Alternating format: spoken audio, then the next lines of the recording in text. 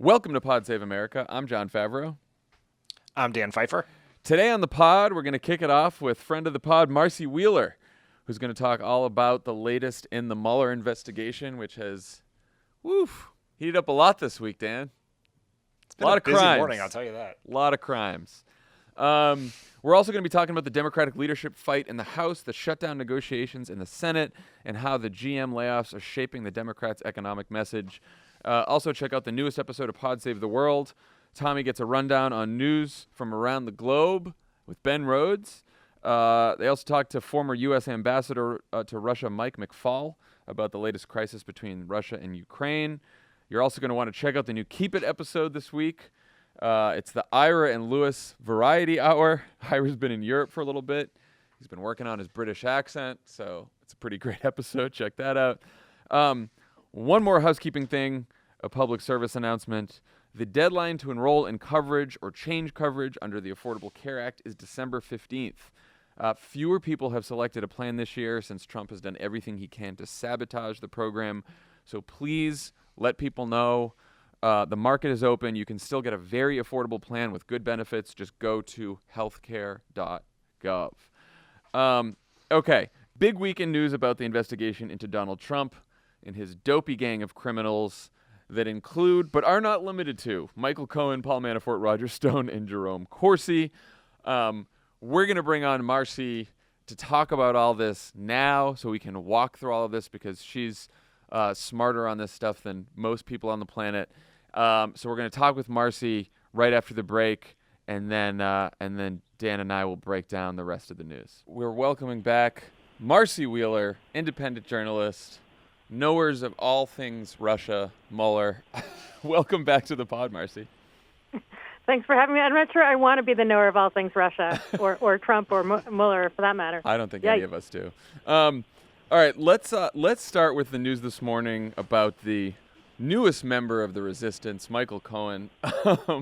What does Cohen's guilty plea tell us about a potential conspiracy between Trump, his associates, and the Russian government?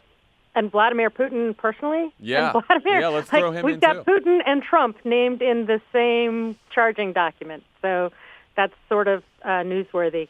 So Cohen just basically pled guilty to lying to Congress when he told Congress that these discussions about a Trump Tower in Moscow in 2015, 2016, he told them they all ended in January before the elections, before the primaries started, before the Russians really thought they'd get something off of Donald Trump. And what, in fact, Mueller laid out it to be the truth today is that he kept working on that Trump Tower Moscow deal until basically the day the DNC hack was revealed, in which case he canceled a trip days before he was about to leave. But up until that point, so up through the time when Trump got the nomination, and actually kind of it intensified after Trump got the nomination, he was working on going to Moscow to finalize a Trump Tower deal. And why do you think he would lie about that? Why would that be a big deal? Is there legal implications there? Is it just sort of appearance's sake? Like what causes you to lie to Congress about something like this?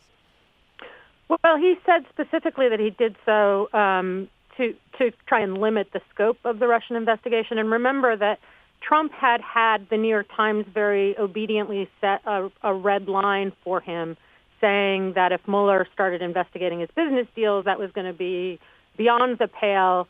And he raised that again when SDNY, when New York prosecutors raided Cohen's house, presumably knowing they would find what we see today, which is that at the time the Russians were dealing dirt to Trump. At the time when Trump's campaign was very aggressively trying to set up meetings with Putin, we know part of the reason he wanted that meeting with Putin was because it was part of this Trump Tower deal.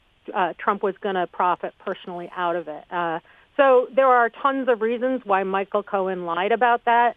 But again, starting with the fact that this puts Vladimir Putin and Trump in a conspiracy together. And, oh, by the way, Trump at the last minute, canceled his meeting with Putin in Argentina over the weekend, inventing excuses. Marcy, but all of a sudden, it looks bad when you're meeting with the guy who was going to pay you off with the largest hotel in Moscow deal.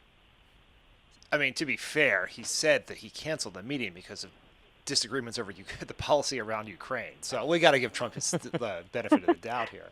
But in all seriousness, we have read reports that Trump turned in his answers to the special counsel last week. And is there a connection between Trump turning those answers in last week and this filing today involving Cohen? Yeah, so, and the events of Manafort and Jerome Corsi, but that feels like old news at this point. We know that he would have been asked questions about whether Roger Stone told him about his outreach to WikiLeaks. We know that he would have been asked a question about whether he knew in advance about the June 9th meeting. And we know that he would have been asked how much he knew about this Trump Tower deal, basically, about real estate deals involving Cohen and Felix Sater. And we presume that he would have lied because that's what he does, but also because that's what we can interpret from his impressions over the last couple of days. And this the plea deal, the information in the plea deal makes it pretty clear that it says that Cohen kept everyone briefed. He kept Trump briefed. Originally, Cohen said that he had only talked to Trump about it 3 times, but this information reveals that he continued to keep Trump in the loop about it, presumably right up until the day on June 14th when he stopped. He also, by the way, kept family. It's not, Don Jr. doesn't get named like Trump does as individual one, but he kept family briefed, which we assume means Don Jr., which we assume means this is another perjury charge against Don Jr. for lying to Congress because he clearly told Congress there was no deal. That seems like trouble. Just to go back to the now old Paul Manafort news, what do you make of both why Manafort sort of lied to Mueller and what he was lying to Mueller about? Right. So, no one... I said this yesterday. It's really hard to find good legal commentary on what's going on with Jerome Corsi and Paul Manafort. Yeah. One, because they're both such liars, but that's true of a lot of criminals, but because it's so hard to understand how lawyers might calculate on a pardon, on a presidential pardon. And, oh, by the way, one of the things that ABC said Cohen talked to Mueller about is pardons. So... Right. But in any case, who knows what explains Manafort's behavior? It might just be that he's a compulsive liar. But he entered into a plea deal in September that took the prospect of a trial dominating the campaign season off the map. He proffered at least enough that Mueller entered into the plea deal with him, but Mueller built it to protect himself. So, for example, whereas Rick Gates and Cohen's plea deal say that if they want to declare them in violation of their deal, they have to show preponderance of evidence. With Manafort, they're only going to have to show good faith. They're only going to have to show, here, he lied. And the judge is going to have to say, well, good faith, that meets that burden. So they sort of expected he might lie. Now, Wall Street Journal has said that he lied about his ties to Russia in his business deals. And that means 2 things right off the bat. One is, remember that as part of that plea deal, Manafort had to forfeit $46 million, which, by the way, it means Manafort by himself has paid for the entire Mueller investigation so far. Yeah. But if Manafort is continuing to hide his business deals, that means he may have money stashed away that would explain why he entered into that business deal. It's a lot easier to sign up to losing $46 million if you've got another $100 million stashed away in Ukraine or Cyprus or something like that, right? Yeah. So do you think But the other key deal that he reportedly, that we know he lied about is his ongoing communications with a guy named Konstantin Kilimnik, who might be called his handler. He is, even Rick Gates has said that he knew he was former Russian intelligence. The FBI says he's ongoing Russian intelligence. So Kilimnik would be the GRU handler for Trump's campaign manager at the time of the campaign, and we know that Mueller is looking into whether Manafort left from being fired from the campaign and went and took a cruise with Kilimnik and with Tom Barrack, who is a huge funder for Trump and a big player in his inauguration. Can I just ask, what connections, if any, do you see between the sort of hacking conspiracy with WikiLeaks and the emails and everything else and some of these potential business deals between Trump, his organization, and Russia? Yeah, I did a piece. I want to say it was back in May. It was forever ago, even more forever ago than the Manafort news. But I did a 6-part series on what the questions that we knew at that point that Mueller wanted to pose to Trump, what they told us about a potential conspiracy between Trump and Russia, and it all holds up. I have to say pat myself on my back, but I laid out that there was kind of this. There was this laying of a relationship starting in 2013 with the Miss America pageant. There were these floated business deals. Trump had always wanted a business deal, and those business deals were renewed at a time when this conspiracy was in the works. And then there was the offer of dirt in exchange for sanctions and some other policy considerations. And we've seen evidence to support all of those since May. In this case, one of the things that's really important about what we learned in Cohen's plea deal today is that part of setting up the deal was setting up a meeting between Putin and Trump.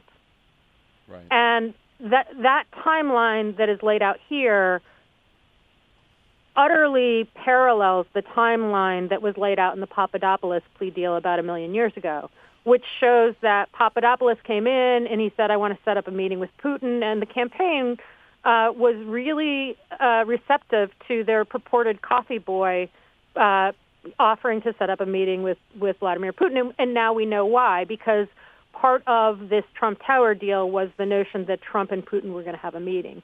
And we see the counterpart of that with Cohen also trying to set up a Putin deal and also trying to work towards a Putin deal at the same time. So when you read this plea deal in conjunction with the Papadopoulos plea deal, and then the other thing that it tells us is if you think back to the language that Rob Goldstone used to set up that meeting with Don Jr., who of course knew that this Trump Tower deal was on the table and probably knew that a Putin meeting was part of it, right? Yeah. And he says this meeting is part of the larger Russian government help for your father. So that meeting was set up in the context of a larger conversation about Russian assistance to Trump. And so I think part of the receptivity that Don Jr. showed is explained by the fact that they were going to get the tallest hotel deal in Moscow out of it on top of winning the election. I mean, remember, Trump probably didn't think he was going to win. He thought he was going to get a Trump Tower deal. Right. And instead he won, and now we're stuck with him, but we get to learn about what a sleaze he was, how he leveraged this campaign to only get what he thought, which was the Trump Tower deal. And the Trump Tower deal, I think, is what the Russians used, because he was never going to win, right? Back in the golden days of we didn't think Trump would ever win. But it's what they used as his payoff one way or another to be their partner in undermining the election. So, yeah, they were going to entice him to sort of cooperate by dangling the Trump-Russia deal. And then once they found sort of willing cooperators, they said, oh, by the way, would you also like some dirt on Hillary Clinton to help win the election? Right. And that time frame was really compressed. I mean, Cohen was working on this through May, right? So after the time when Papadopoulos told the campaign about the emails, Cohen was working on setting up the meeting. Cohen had a ticket to Russia all ready to go, and then the Washington Post reports on the DNC hack, and he calls up and cancels. And I have a very strong hunch that, for example, in the Papadopoulos plea deal where Manafort says we're not going to make any show of taking these meetings, that's really putting things on ice, but still carrying on the conspiracy. I think that yes, Trump needed to be brought back on board after the DNC hack was revealed, but my suspicion is the Russians got him before the end of the summer, and that shows in things like Trump, openly asking the Russians to hack Hillary Clinton, and then Russians in Moscow doing so immediately thereafter. I mean, that is really quite a story. Another thing that's come out in the reporting over the last few days, which I know also feels like a million years ago, is this defense cooperation agreement between Manafort and Trump that has persisted past Manafort's original plea deal. So a couple questions on this. One, how unusual is this? Could Mueller have prevented this from happening as part of the terms of the plea deal? And, you've written that you've written that Manafort is pardon-proof in how Mueller has structured this. If that's the case, what incentive does Manafort have to keep helping Trump? Yeah, he's pardon-proof. I keep trying to think this through. So it's completely unusual for people in a joint defense agreement to continue going after a deal. I mean, remember that Mike Flynn very ostentatiously withdrew from that DPA, and that's when we knew that he was going to flip. Of course, Jerome Corsi was trying the same thing, if we ever get around to talking about that, which also was a million years ago. But with Manafort, it's particularly notable. There's been some bad response to the New York Times story of this, as if to suggest that Mueller had no idea this was still going on. That's wrong. The day of the plea deal, Politico and a couple other people were like, no, Rudy knew about it, and that the cooperation agreement still went on. Politico had another report maybe a month ago saying, Rudy still talks to Kevin Downing, Manafort's lawyer, all the time. So Mueller knew through this entire period that Manafort continued to speak to Trump, and presumably, particularly because there was no gag on his plea deal, unlike Rick Gates. He presumably was very careful about what information he shared with Manafort and how much he showed his hands to Manafort, knowing that it was all going to go right back to Rudy. And so my guess is that Trump couldn't take anything into account when he filled out his open book test and turned in the answers to Mueller. So we should assume that, he thought he could get away with lies on the Manafort-related questions. And now we know from Mueller that they have evidence that Manafort was lying about some of these issues. And we know that one of the questions Manafort was asked about is whether Trump knew ahead of time about the June 9th meeting. So it was really unusual. I'm sure, as I said, Mueller built the Manafort plea deal to be safe, and I think to at least bring advantages to himself one way or another, whether or not Manafort actually kept up his end of the deal. What Manafort expects to get from it, it's possible, because this is one important reminder for people trying to understand this larger story. Normally in presidential scandals, all of the major players have really superb lawyers, and that's just not the case here. Trump is way under-lawyered for his criminal exposure. Manafort's lawyers, again, we don't know what it is to be a defense attorney, knowing that your best deal for your client is a presidential pardon. Every lawyer I've talked to says Kevin Downing will never, ever be able to make a deal with DOJ again because he's burned himself in working this Manafort plea deal the way he did. If Manafort has $100 million stashed away in Cyprus and thinks he can get away if he is pardoned, maybe that explains it. One of the reasons I said it was pardon-proof is that he is susceptible to charges in Virginia and New York if he is pardoned. And I wouldn't be surprised to see Barbara Underwood, the New York Attorney General, roll out charges soon just to be safe in case Trump decides to kind of preempt a pardon so that then Manafort will never be released and be able to run off to Cyprus. But, it's also possible that Manafort thinks 6 years or 2, let's hope it's only 2, until the end of the Trump term, and then if you commute his sentence, he won't be at. It doesn't make any sense. Let me just put it that way. There is no scenario where Manafort should think he gets off easily, even with a presidential pardon. He may not have thought this through adequately because, again, there's not a whole branch of law about how to play for an expectation of a presidential pardon. But that $46 million that I'd love to talk about, most of that is already in process. There's only been an objection to $13 million of the $46 million that are being objected to, and of those, $10 million probably is going to lose. So $43 million are in the works to going into the U.S. Treasury to pay Bob Mueller's salary and the 17 angry Democrats that Mueller always likes to squawk about. I mean, Trump always likes to squawk about. Very tidy.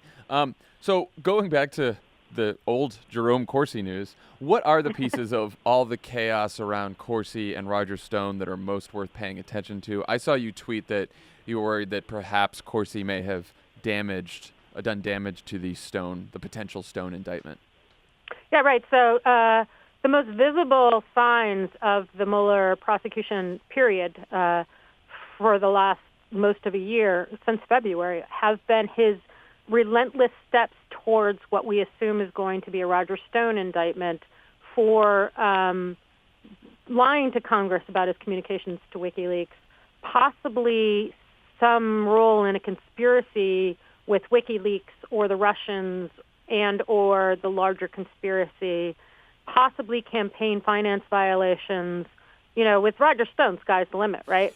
But Corsi's lawyer told Corsi. Now, here's the problem is we're sifting the truth through people like Roger Stone and Jerome Corsi, who we should assume are always lying. But Corsi has held out that his lawyer told him that Mueller's lawyers told them that his was a really critical part of the prosecution.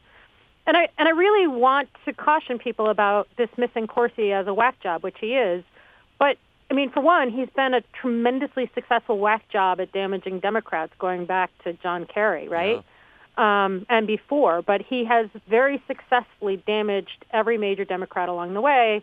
One of the things we learned from his draft plea deal is that he reported back to Stone on July, I'm going to get the date wrong, July 29th maybe, saying you should really push this Hillary Clinton is sick angle because there's going to be some files coming out about that. 2 days later, by his own, or on August, so that was August 1st, August 3rd, Roger Stone's on the phone with Trump by his own claims. And August 7th, Trump actually starts that attack on Hillary by saying, she's got some screws loose in her head. So that may be possible that we're seeing how Jerome Corsi is feeding, how he fed that line that got used against Hillary all through the campaign, that she was having a stroke, that she was too old, that she was feeble, that blah, blah, blah. And that may have been based on a belief about WikiLeaks that might have come out, and that didn't come out, right? So not all of the files that Corsi thought were going to come out did come out. But the other thing about it is that so they've been working towards this indictment of Stone forever. Yeah. Corsi is a key player because Stone for a long time has been saying Credico was his journalist source. We now know that it was Corsi. And my bet is that Corsi's important for two reasons. One is because Corsi helped Stone invent a cover story. According to Corsi, he testified that even in August 2016, Roger called him up and said, hey, I need a cover story for how I knew that John Podesta, his time on the barrel was going to, it'll soon be his time on the barrel or theirs. He pretends now it was both Podestas. And so they wrote up this quick report that distracted from an attack that I strongly believe they knew at that point in August 2016 was going to come out in October 2016, an attack on John Podesta. So they started the cover story then. Corsi wrote that up publicly in March 2017 when it became clear that Congress was going to ask Stone to testify. So that's one part of it, is that Corsi and Stone created a cover story for Stone, and the government knows parts of this now, having gotten Corsi's documents. But what we don't know yet, because Corsi's not telling, is who told him. And I strongly believe that there is solid evidence that Corsi and Stone got not just news that John Podesta's emails were coming out, but the specific content of them. And I think that's what's so damning, is they knew that they were going to be able to return to this attack on Podesta. So we don't know who he got it from, but my guess is the story is pretty inflammatory, and that's why he balked at the moment he was going to tell the grand jury who told him about the Podesta emails, and he claims that he kind of had a sign from God as he was flying across the Atlantic on a honeymoon, on an wedding anniversary trip with his wife.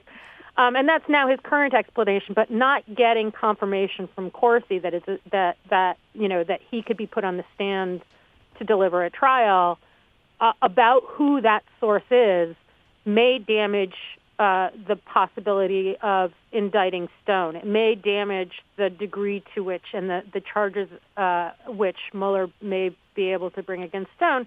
And then the other thing about it is that Corsi started doing this on the wake of the election. And remember that when Trump appointed Matt Whitaker, his kind of hatchet man, to be Attorney General to shut down the Mueller investigation, he said it had to happen by end of day.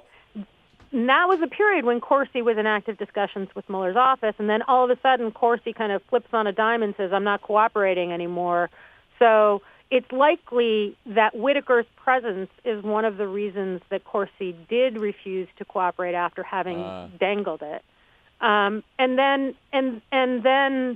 he's now, creating an excuse for Whitaker to investigate Mueller by claiming that Jeannie Rhee told him he didn't have to tell FINRA that he had accepted a plea deal for lying. So, this Cohen stuff is huge. I don't want to minimize that. The Manafort stuff, I think when his sentencing memo comes out, we're going to learn a ton more about what Mueller knows about Manafort. But I do caution people from laughing too much about Jerome Corsi, because it always bites people in the fanny when they do that, because he's tremendously skilled at what he does, and he was working with the White House when he plotted this, and we'll see how badly he damaged the prosecution of Stone. What last question? What are you most interested in learning over the next couple weeks? What's the biggest question you have about this investigation?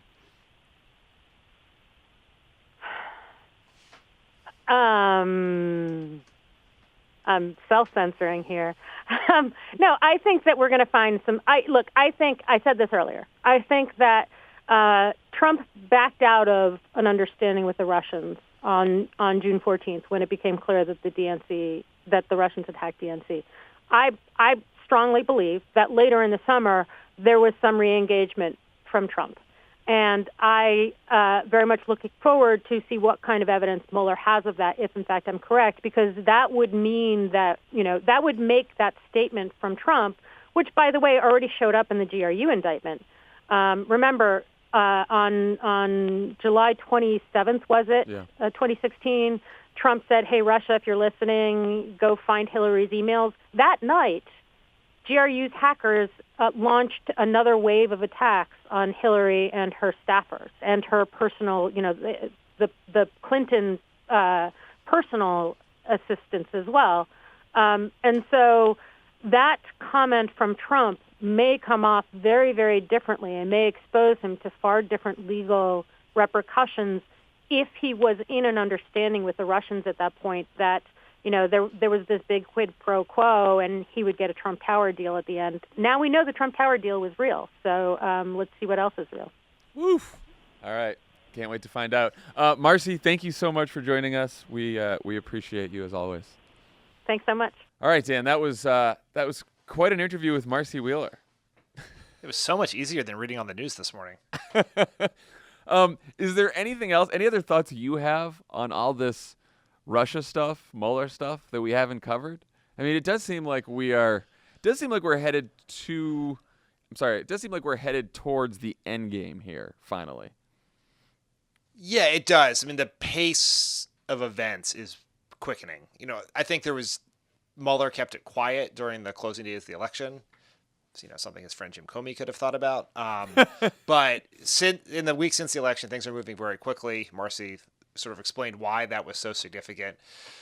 I think two takeaways from this is, one, I've made this point before, but when you read everything that's happening here, it is clear that we are dealing with criminals, but not criminal masterminds. Because the amount of buffoonery from the president, his family. Oh, did I say the president? I think I meant individual one. Individual which one. is how we should refer to him. Tough day for individual how we should refer one. to him going forward. I should tell everyone also that you, when you sent the outline to me, you've changed it officially from no collusion to yo collusion. I was pretty proud of that. I liked it a lot. I thought I should bring it up on the pod because otherwise it was just for me and Michael. Okay, so yeah, so things are moving. Things are moving quickly. You wouldn't want to be Trump. Like per usual, the insanity that has been Trump's Twitter account for the last few days, we now understand to be related to what has been happening, which is he's, after not tweeting about Mueller for a long time, the panic is setting in. Yeah, and it seems like, I mean, it's also crazy that he just canceled a meeting with Putin, right? Which is, obvious he would cancel a meeting with Putin after all of this news. But it also goes to show that we have a foreign policy that is now being driven by, when potential criminal charges come out against Donald Trump and his associates, which is not a great thing for the country. No. We should also note, this is important, that on the way to get on Marine One, the presidential helicopter, to fly to Air Force One, to leave on this trip where he is scheduled to meet with Putin, on the way to the helicopter, he told the press that the meeting was going to happen. Yeah. Less than an hour later, from Air Force One, he starts a Twitter thread where he explains that he is no longer meeting with Putin because of the situation involving Putin and the Ukrainian Navy. And we know that Trump did not do this tweet because it involved a thread. Because Trump does not know how to thread his tweets, which is why they're so frustrating to read when we wake up at 5:30 in the morning, wondering about the fate of our democracy on West Coast time. Yeah, and it does seem like there's a few more shoes to drop here, to say the least. So we're going to be looking out for the sentencing memo that Mueller provides to the judge about Manafort. Of course, some of that could be under seal, so maybe it's not all public, but as Marcy has been saying and other people have been saying as well, it seems as though Mueller's report, the famous report about Russia that everyone thinks he's writing, he could have been writing all along in these sentencing reports, in these other documents, public documents that are coming out about the different charges he's filing. So he could be just telling us the story of everything that happened through all of these charging documents in order to avoid someone like Matthew Whitaker burying all this stuff and it never becoming public. So this is pretty important, which is Matthew Whitaker is still in charge of the Russia investigation as far as we know, even though 2 weeks ago he said that despite obvious conflicts of interest, he was going to talk to the ethics folks at the Department of Justice to determine whether he needed to recuse himself. That meeting would take approximately 35 minutes. And 2 weeks later, we know nothing, and the Justice Department is refusing to comment on whether the meeting happened, what happened in it, or what Whitaker is doing. And it's that Whitaker's presence, or purported presence in charge of the meeting.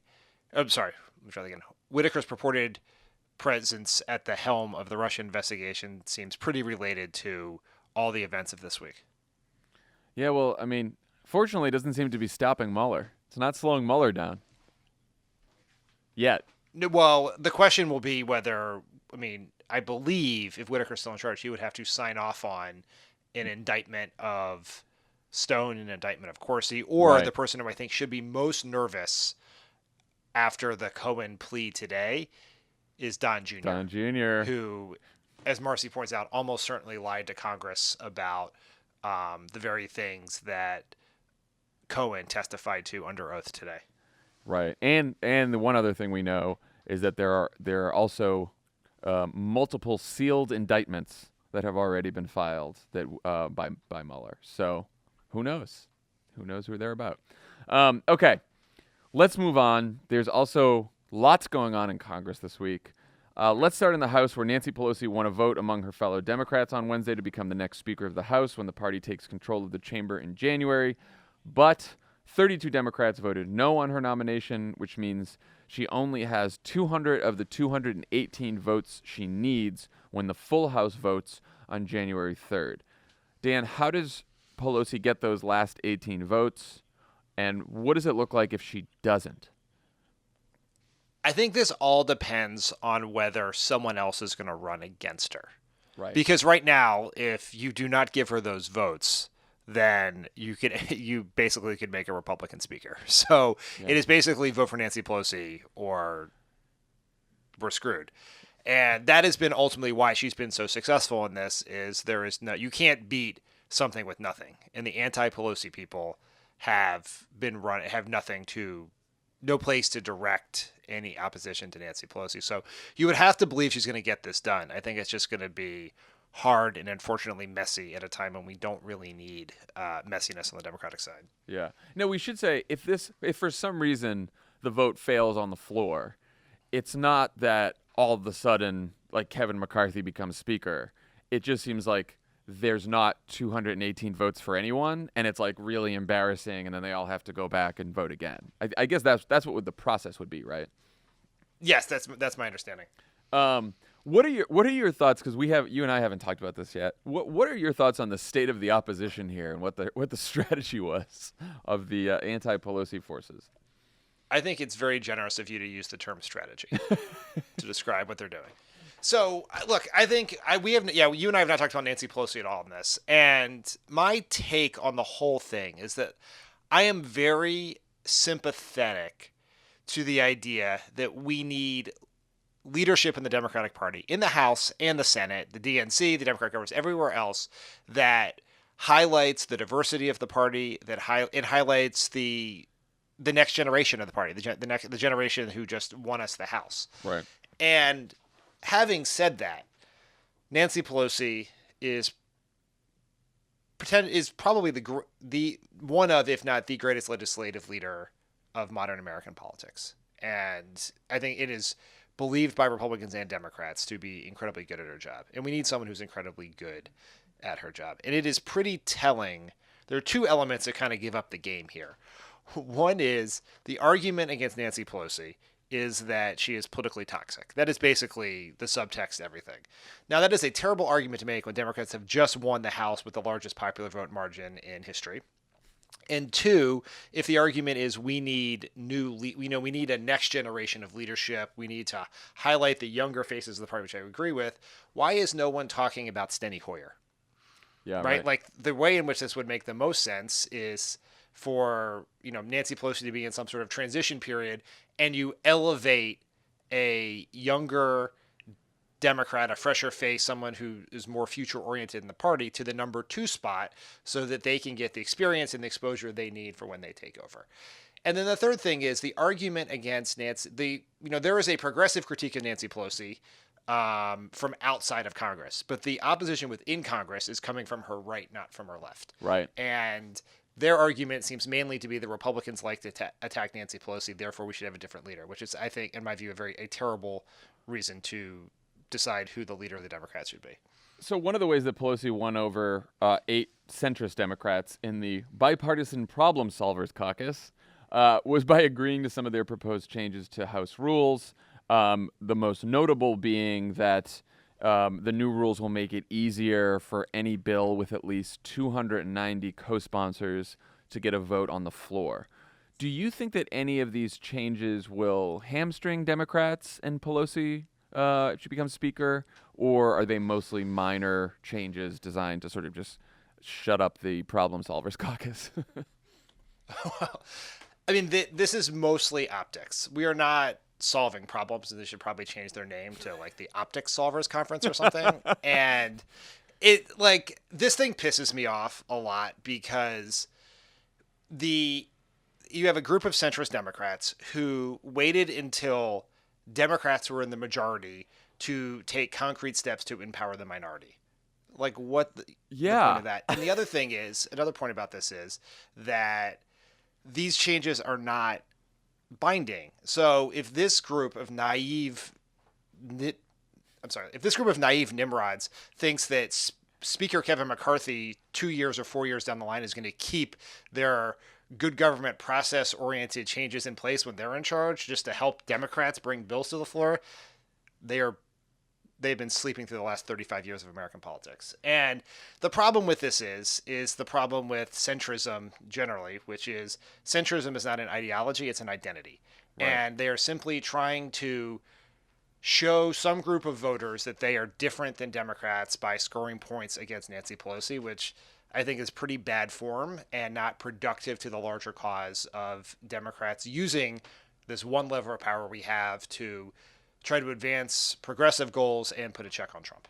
Yeah, so I mean, it's annoyed at these people. Well, yeah, because it's centrism based on this notion that there exists a healthy Republican Party that is sort of the equal and opposite party of the Democratic Party, and that has not been true for a very, very, very, very long time.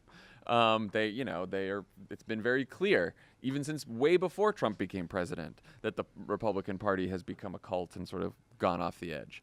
And so, if you want to compromise on a specific piece of legislation where you don't give up your principles and you just give a little to the other side, like, that's one thing.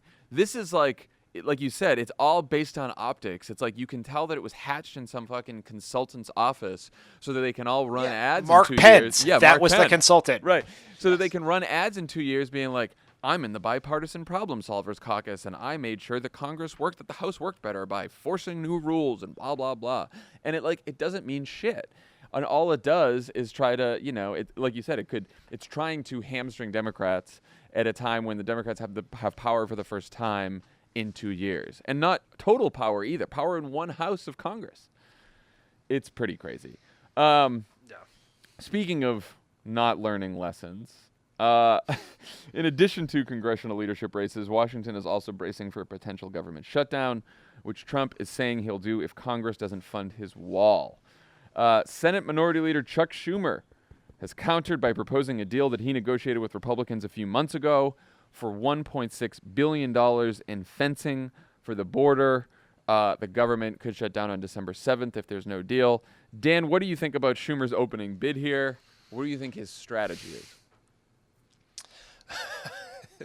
You know how I knew things are not going well for Chuck Schumer is when I look on Twitter and the word Schumer is trending and it's not Amy.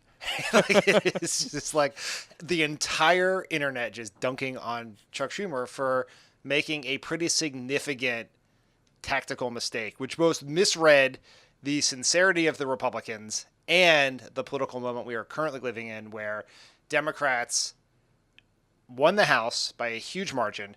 Donald Trump is nearing his all-time lows in approval ratings. And even in the Senate, where we lost seats, we did much better than anyone could have expected, given the worst Senate map in modern political history. Yeah. And so to begin this new political era of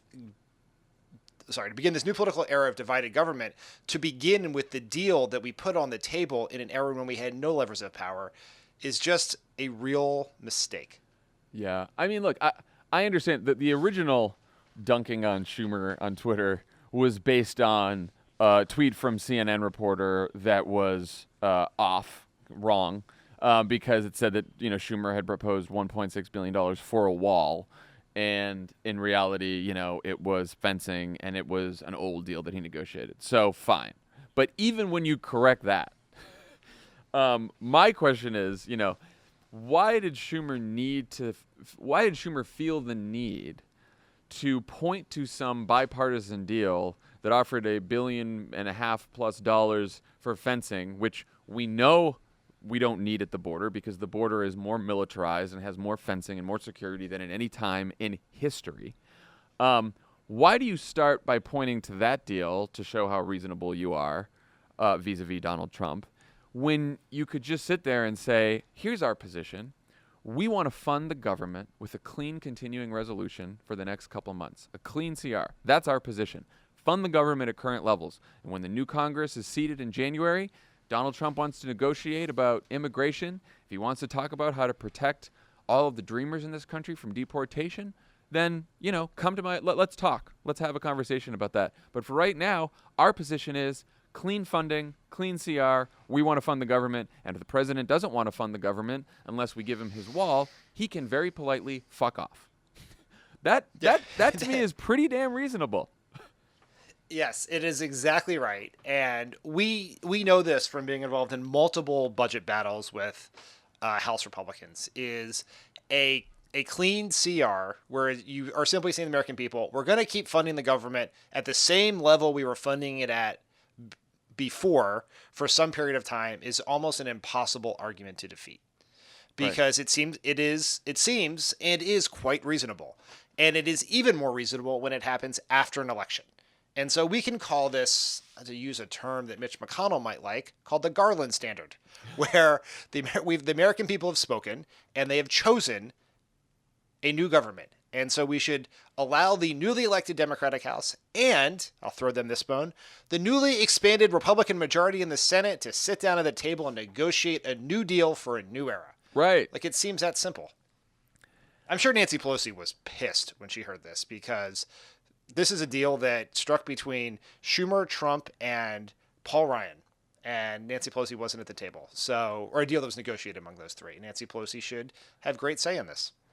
Yeah, I mean, what do you think happened here? Like, do you think that, because obviously there's a lot of criticism of Schumer here. Like, do you think it was just a slip up? Do you think he has fundamentally misread the political moment? You know, on what scale of how much we should be, how much should we be worried about this going forward?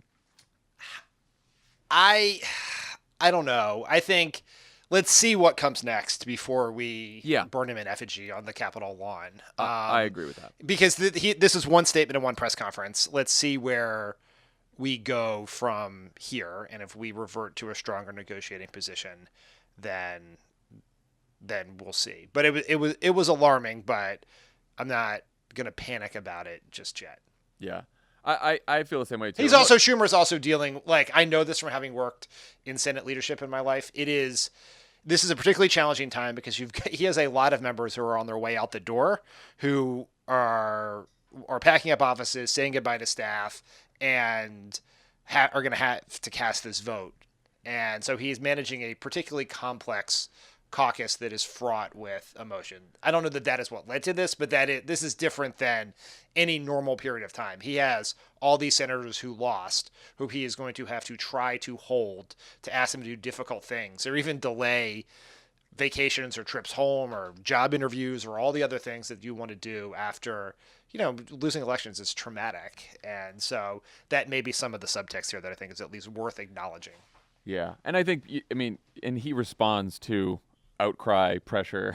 So everyone should just keep, holding his feet to the fire on this one. But look, I think if Schumer does learn his lesson, he will realize that Democrats are in an incredibly strong negotiating position right now. Like, if Trump decides to shut down the government because he didn't get his wall, after losing an election as badly as he did, after knowing how popular the wall is, which is not popular at all. You can look up any polling on it from the last however many months. It's at like 32%.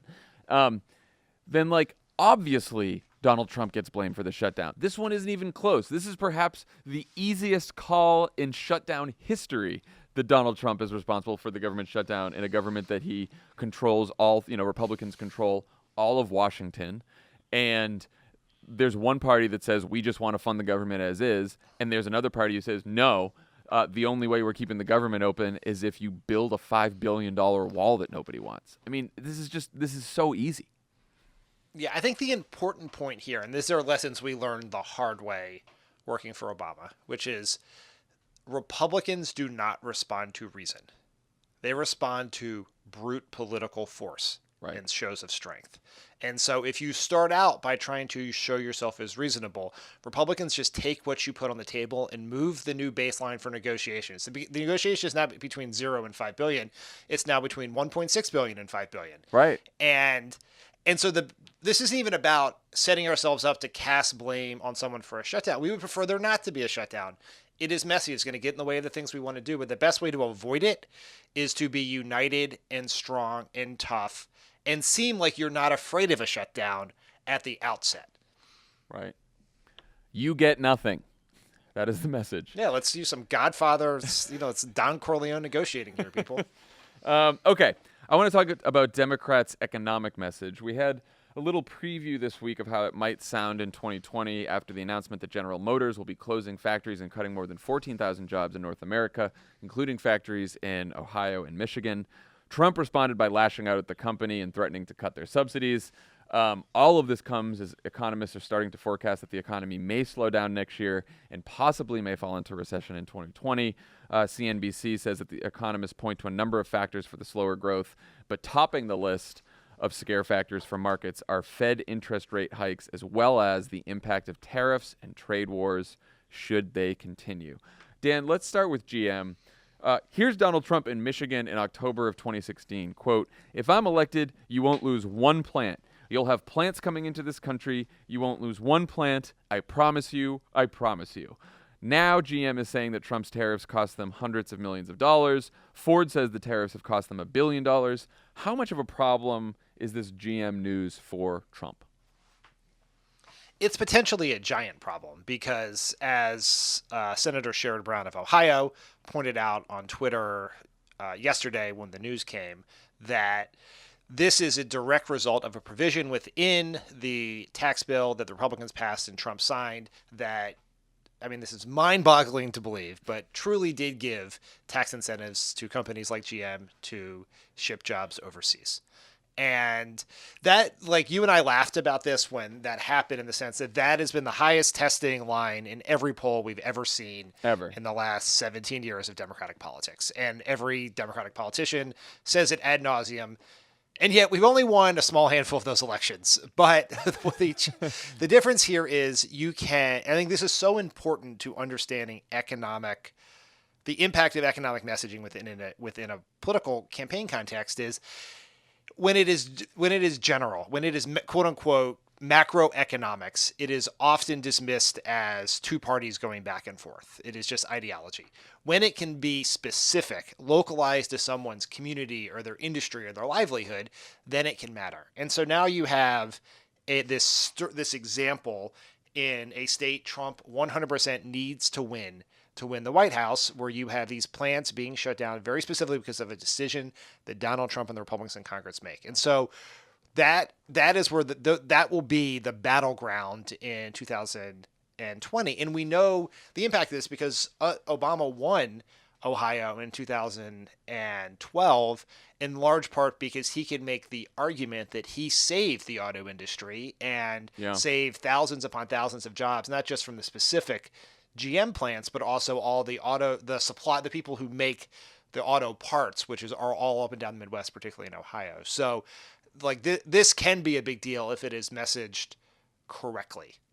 Yeah, and I think that, Sherrod Brown has been doing a great job of that. He's been talking about basically that the Trump Republican tax bill gave a 50% coupon to companies that send jobs overseas. So no one should be surprised that GM is moving their plant to Mexico. He also said too many companies lay off workers to impress Wall Street and boost stock prices and raise CEO pay. He's introduced legislation in August that would give customers a $3,500 discount on cars made in America, and also seeks to stop tax cuts on overseas profits from automakers that move jobs overseas. Again, a proposal that, Obama had a version of this proposal. Every Democrat that's run in the last, 10, 15, 20 years has had some kind of version of this proposal to change tax incentives and tax structures in this country so that there's no incentive for outsourcing and shipping jobs or profit overseas, and that there is all the incentive and to keep jobs here in America, which, by the way, doesn't solve all the problems of globalization, technology, and outsourcing. But we're talking about what the government can do to try to incent companies to do the right thing and create jobs here in America. Now, part of what I wonder about is we talk about how we've proposed this forever, and Democrats have talked about this forever, and yet it doesn't seem like we ever get it passed, right? Some kind of tax bill or tax reform or tax structure that actually stops companies from shipping jobs overseas, or stops giving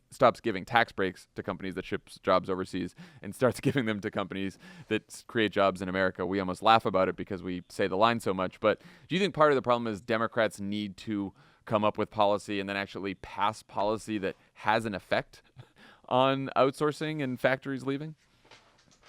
Yes. I mean, the hard part, yes, we need to do that. Yes, we should do that. Even if there were no politics, no elections, no polls, that is the right thing to do. The hard part, to be brutally honest about this, is it ends up being a counterfactual argument, even if we have that success, because of what the larger trends in the economy are around globalization and automation, which is you are stemming the tide of something that is moving, in many cases, irrevocably in one direction. Yeah. And so there will always be, this is what Trump is suffering from right now, which is no matter what you say or what you do, there will always be examples of businesses that make decisions to move jobs overseas, right? Yeah. And we haven't really figured out the right economic policies to mitigate the damage that does to families and communities, but also create a new economic model that creates quality, high-paying jobs in a world with globalization automation. So, I think a big question in the 2020 Democratic primary discussion are going to be what policies people put forward that address that. It's all theoretical till you get into office, and then you're going to have to actually do things. Right. I think we need policy. We need to have this conversation, and we have to be able to have it in a way that feels real and tangible to people, and does not just seem like either white paper, complicated white paper stuff, or pablum, or sort of piecemeal incremental policies that nibble around the edges of this problem, right? Like, I think one of the reasons we're going to see a lot of Democrats who are running in 2020 propose bolder, more progressive policies, economic policies, is not because everyone wants to just like move to the left, but because sort of the magnitude of the moment we're in calls for those kind of policies, and that a few tax breaks here and there to sort of incent companies to do the right things might work on the margins, but there's something more fundamentally broken with the economy here that we need to fix. And that's why you see people talking about a federal jobs guarantee. That's why you see people talking about a Green New Deal, a $15 minimum wage, debt-free college, right? Like, it seems like we have reached the edge of trying to work with companies to make sure they do the right thing and sort of incentivize them to do the right thing. And we have to go bigger. And the only option there is for government to really step in and take bold action. It's so interesting to have this conversation, because if you were to just separate the words you just said from what is, and just like put it in a time capsule and someone listened to it, they would come back and think that if they were to like look up what the economic stats were at the time in which you said that sentence, that it would be, like 2009, like shrinking economy, high unemployment, et cetera, except we're living in a world of, near full employment. The economy is growing, not as fast as we would like it to, but it is growing. And, the stock market's doing well. And there are these basic economic indicators that seem fine. And that is actually the part that is so goddamn alarming, which is all these things that have been happening that you would hope and believe would affect wages, it affect people's quality of lives, it affect people's personal economic security, but they're not. And if you are struggling at 5% unemployment, where is the American family going to be if inevitably the economy is going to get worse than it currently is? Like, that is just the natural movement of things. And so it says a lot that what people think we need, and I agree with this, are huge, bold solutions, because just simply fixing what was broken with the economy doesn't actually fix what was broken with the economy. Well, and we saw this, and we talked about this all the time when the financial crisis hit, and Obama would say often, like, people were struggling before the crisis, right? And that families and people in this country who were right on the edge and who were, struggling to like have a middle class lifestyle right before the crisis hit, as soon as it hit, a lot of those people fell into poverty. Because even in an economy now with almost full unemployment, the real problem is, if you see any chart of economic growth, going up, you see wages just flatlining. And as wages have flatlined, or only wages have just grown a little bit, you see, the cost of healthcare skyrocketing, the cost of college and education skyrocketing, all kinds of gas prices everywhere. So people are having trouble keeping up, even at a almost full employment economy, because they're just not making enough money. and so that, Democrats have to address that, because the way the Republican Party has addressed that is twofold.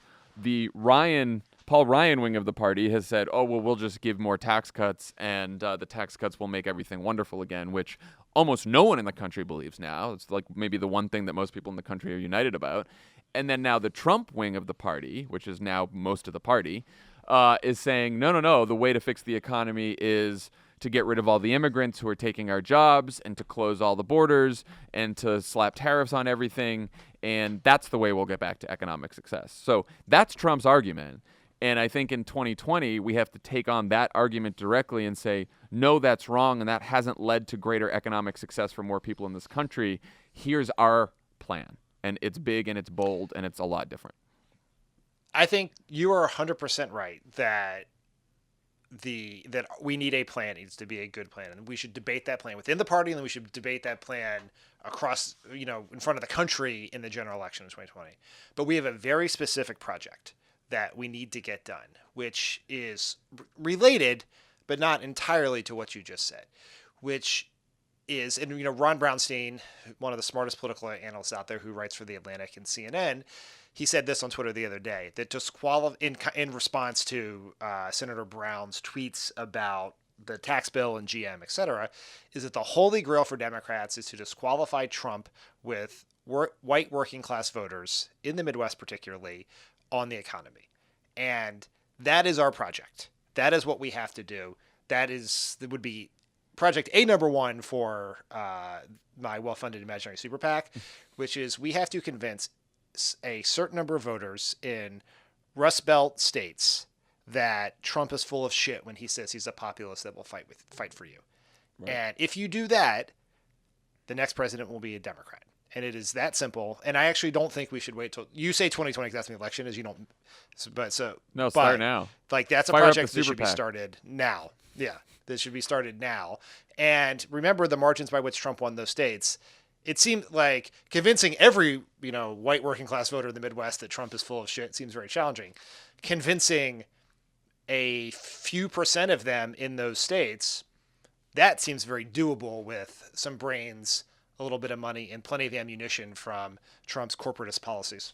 Look, and I can imagine people's eyes are rolling, hearing, oh, we must focus on the white working class. No, it's not that. It is, we realize that like 90% of these voters aren't going to be convinced, or 80%, whatever it may be. But we have already seen between 2016 and 2018 that there were people who voted for Trump, who supported Trump, who switched over and started voting for Democrats. And a lot of the reason they did is because they realized that Trump's promises were full of shit. And I talked to these people in Michigan for the wilderness, like that they exist. They're out there. They have fallen out of love with Donald Trump. They don't think he kept his promises, and they are willing to give Democrats another look. It is real. And when elections are this close and they're on the margin, then it really makes a difference. And more importantly, I don't think that proposing big, bold economic policies that might help some of these voters is in conflict with, proposing big, bold economic policies that will help the people who vote for Democrats. It'll help working class Latinos and working class African Americans and young people who are struggling with college debt, right? Like there is one message, one economic message, and one set of economic policies that can appeal to a broad range of voters in this country, and that seems to be the best path back towards power for Democrats. Yes, it is only reporters who think the term It is only cynical political reporters who think that the term working class refers to white men in Ohio. Right. Right.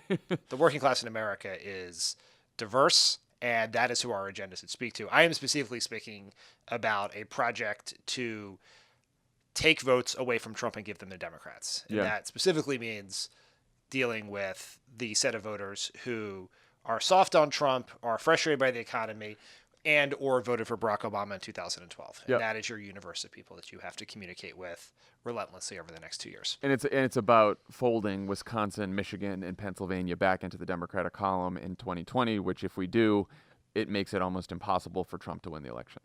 All right. Well, we covered a lot today. We started talking about crimes. We got into GM and the economy.